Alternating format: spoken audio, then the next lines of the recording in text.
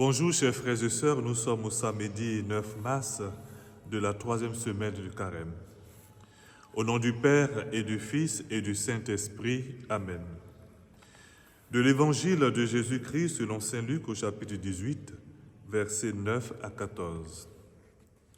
En ce temps-là, à l'adresse de certains qui étaient convaincus d'être justes et qui méprisaient les autres, Jésus dit la parabole que voici. 2 hommes montèrent au temple pour prier. L'un était pharisien et l'autre publicain, c'est-à-dire un collecteur d'impôts. Le pharisien se tenait debout et priait en lui-même. « Mon Dieu, je te rends grâce parce que je ne suis pas comme les autres hommes. Ils sont voleurs, injustes, adultères, ou encore comme ce publicain. Je jeûne 2 fois par semaine et je verse le 10e de tout ce que je gagne. » Le publicain, lui, se tenait à distance et n'osait même pas lever les yeux vers le ciel. Mais il se frappait la poitrine en disant « Mon Dieu, montre-toi favorable au pécheur que je suis. » Je vous le déclare, quand ce dernier redescendit dans sa maison, c'est lui qui était devenu un homme juste plutôt que l'autre. Qui s'élève sera abaissé, qui s'abaisse sera élevé. Frères et sœurs en Christ, aujourd'hui l'Évangile nous propose la parabole du pharisien et du publicain. Ce récit, riche en enseignements, nous invite à réfléchir à notre propre attitude face à Dieu et à la question du salut. Il est important de noter le contexte socio-religieux de l'époque. Le pharisien, c'est un homme pieux qui observe scrupuleusement la loi juive. Il prie régulièrement. Il jeûne 2 fois par semaine et donne la dîme de tous ses biens. Il est convaincu d'être juste et irréprochable aux yeux de Dieu. Le pharisien représente le courant rigoriste du judaïsme. Le publicain, en revanche, est un collecteur d'impôts, un métier considéré comme malhonnête et immoral à l'époque. Il est méprisé par tous et se sent indigne de la miséricorde de Dieu. Le publicain est assimilé au pécheur public. Lorsque les 2 hommes prient au temple, leur attitude est opposée. Le pharisien se tient debout, la tête haute, et remercie Dieu de ne pas être comme les autres hommes qu'il juge pécheurs.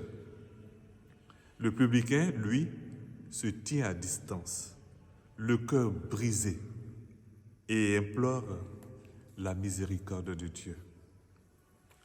La parabole se termine par une surprise. C'est le publicain qui est justifié aux yeux de Dieu et non pas le pharisien. Jésus nous explique que celui qui s'humilie sera élevé et celui qui s'élève sera abaissé. Que pouvons-nous tirer de cette parabole? Premièrement, elle nous rappelle que la justice, être juste, ne se résume pas à l'observance scrupuleuse de la loi. La véritable justice est celle du cœur, celle qui se manifeste par l'humilité, la compassion et le pardon. Deuxièmement, elle nous montre que Dieu est miséricordieux envers tous, même envers les pécheurs les plus indignes. Il ne rejette jamais personne, mais il accueille tous ceux et celles qui se repentent et implorent sa miséricorde.